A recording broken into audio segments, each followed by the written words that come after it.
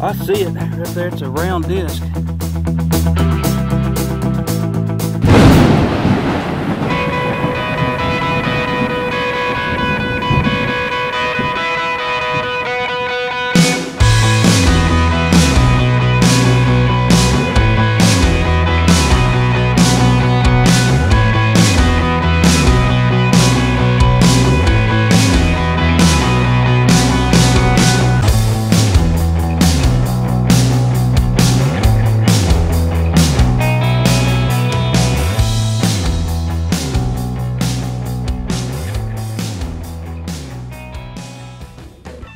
Welcome to another episode of Digging with Seven. Well, I guess this is the Tennessee Jeff Show.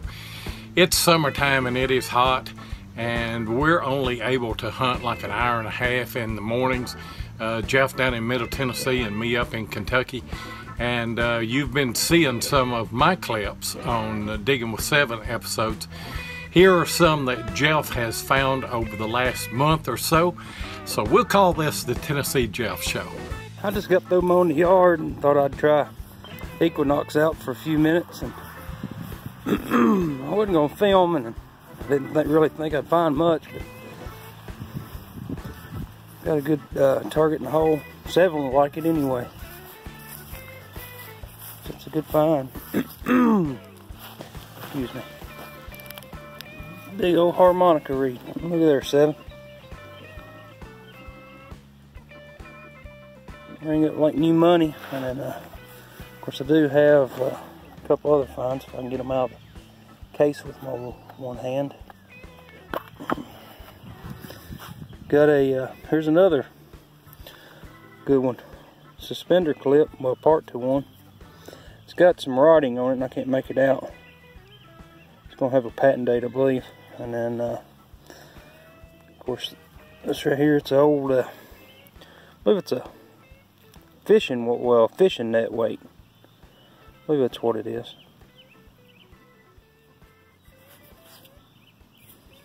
It's been in the ground for a while. But yeah, I'll use an old Equinox and see what I can find. But I'll be back with you.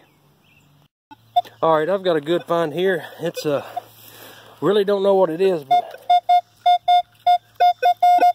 25, 28, 27, but I can tell it is looks like a silver coin. Let's see what, it looks like maybe a half dime.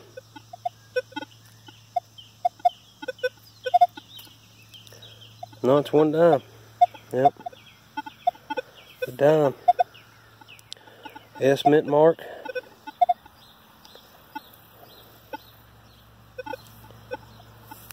It's wore pretty good.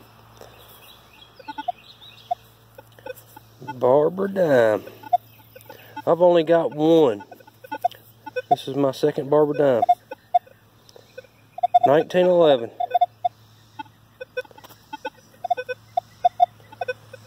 It's wore pretty good, but you can make out the detail.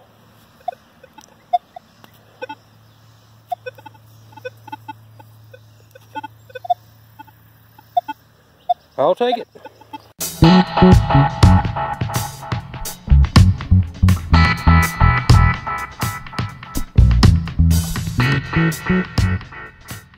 The Barber coinage consists of a dime, quarter, and half dollar, which were minted between 1892 and 1916, though there were no half dollars struck in the final year of the series.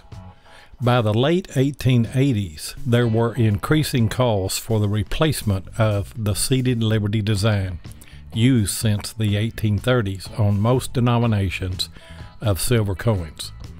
In 1891, Mint Director Edward O. Leach ordered a competition seeking a fresh look for the silver coins, but things didn't work out the way Leach had hoped.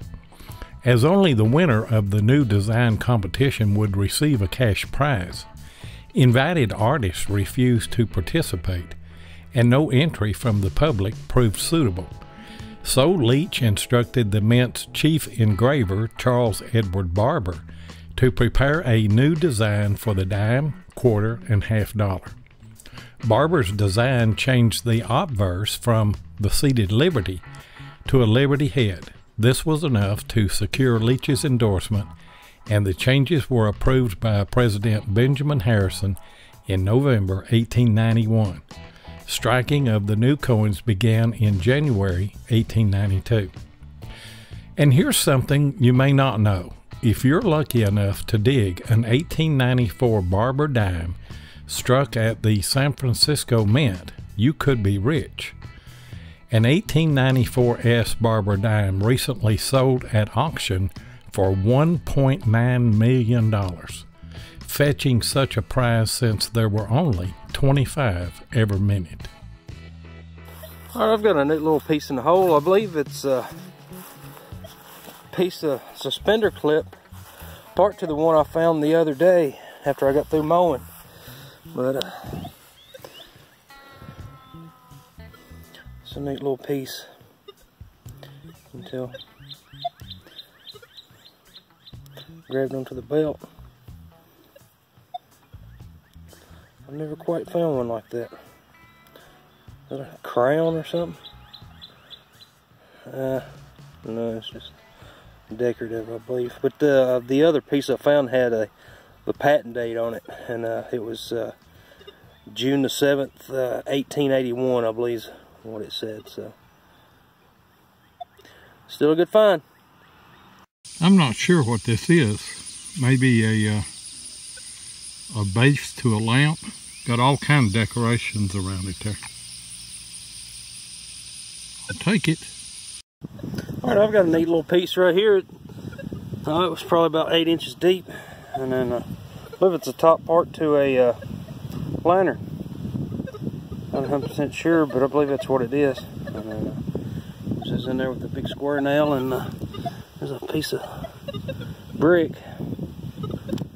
So that's, what's it? No, it's nothing. Piece of hash or something. But, yeah, I believe that's what I've stumbled across, is this original home site. So I'm not finding any flat buttons, so I'm finding pottery and square nails. So I don't know. Looks like the thunderstorm's about to run me off. So I know I seen a little bit of lightning just back there in the back. So all right, well, I'm gonna get back at it. All right, I got a decent find here. It's a little flat button. Still has the shank. It's been over. I don't see anything on front, but hopefully I'll run into a few here. So. All right, here's another neat little piece. To talk to an oil lamp. Of course, I can't make out a patent date, but it's going to have one. I don't know if you can make that out or not. I'll have to get it home and with the glass and see if I can make it out. But it's pretty neat. I just found that spoon handle right in there, and then I come over here and got a scratchy signal. Thought it was iron at first, but I'll let you hear it.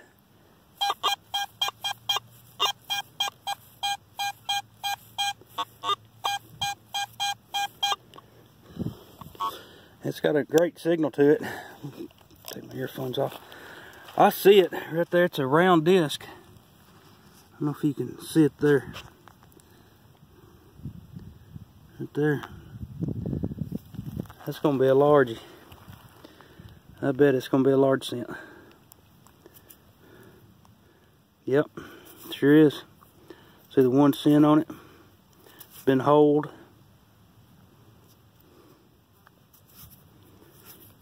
Let's see if I can get a date on it.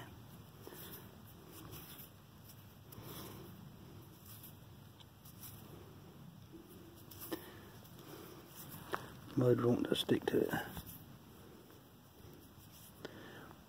Well, I'll be back. I'm going to clean it up and see if I can get a date. Up as good as I can right here in the field, but it's going to be a, looks like a 1942. Hopefully you can make that out, but here's the 1 cent on the back. Like I said, it's been holed, so good find. I've got something here. I think it may be a button. I'm not for sure. You can see inside it's concaved and looks like maybe where the shank was. Or it may just be some kind of attachment. Kind of looks like it may have something on front, but I can't really tell. It's pretty corroded right now. I'll have to get home and clean it up, but if it does, I'll have it on the video. Here, it took me forever to get it. It kept on rolling back into the hole, and then of course I guess I mashed it down a little bit further one time, and then you had roots everywhere. Of course I'm in the thicket now, but anyway, I see it. Hopefully it was worth all of it. It's old anyway, so I guess it was worth it. But right here it is. I don't know, looks oval. Looks like it's been broke on top.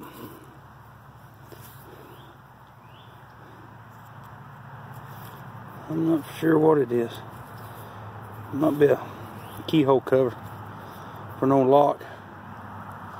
I don't see any crown or anything on it, so it may have a little writing down there at the bottom. I'm not 100% sure, but yeah, it's probably what it is. Keyhole cover. It's broke off right there. But man, it took me a while to find it, so it's mine now.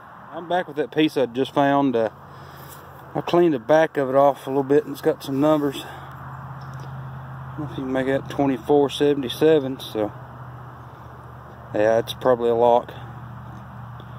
Almost 90% sure. Well, lock. Keyhole cover. But maybe I can find the lock. I found that keyhole cover right here. I eased over and got a, it was a scratchy signal. You could tell it was something trying to come out of the iron. And then, of course, I'm using the big coil on the AT Pro. And I don't know what it is. It was in the sidewall. You can see the impression where it was at. Looks like it's going to be a big dandy button.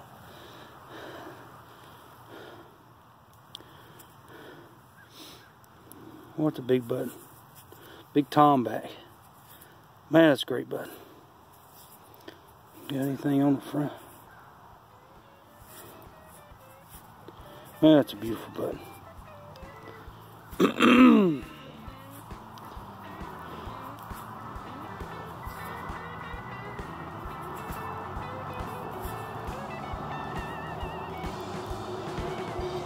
I'll take it.